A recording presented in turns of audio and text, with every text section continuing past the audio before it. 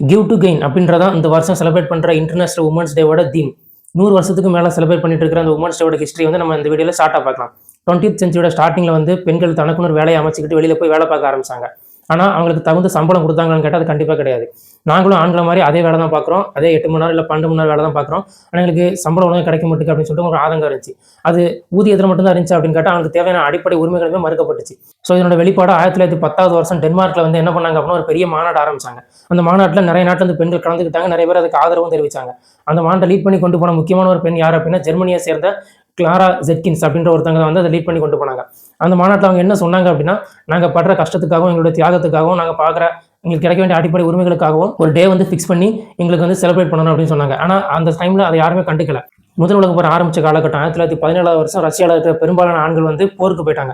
So அப்படி இருக்கிறப்ப அங்கே இருக்கிற பெரும்பாலான வேலைகளை வந்து மணிக்கணக்கே இல்லாமல் பெண்கள் பார்த்துக்கிட்டு இருந்தாங்க. ஆனால் அப்பயும் அவங்களுக்கு தேவையான கூலி கொடுக்கப்பட்டுச்சுன்னு கேட்டால் கண்டிப்பாக கிடையாது. அது மட்டும் இல்லாமல் அந்த டைமில் உணவு பற்றாக்குறை வேற ஏற்பட்டு இருந்துச்சு. ஸோ இதெல்லாம் கண்டிச்சு மறுபடியும் என்ன பண்ணாங்க அப்படின்னா ஒரு பெரிய புரட்சி ஆரம்பிச்சாங்க. அந்த புரட்சி தான் ரஷ்ய புரட்சிக்கு ஒரு முக்கியமான காரணமாக இருந்துச்சுன்னு வரலாற்றில் சொல்றாங்க.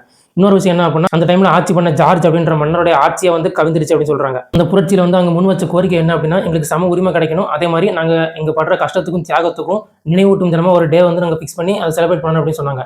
ஸோ அதுபடி தான் வந்து இப்போ நம்ம மார்ச் 8 வந்து இன்டர்நேஷனல் லெவலில் உமன்ஸ் டே வந்து செலிப்ரேட் பண்ணிட்டு இருக்கோம். இந்த வீடியோ பிடிச்சிருந்துச்சு லைக் பண்ணிட்டு இந்த மாதிரி ரேண்டம் ஃபேக்ட்ஸ் மறக்காம நம்ம சேனலை சப்ஸ்கிரைப் பண்ணிக்கோங்க. பை.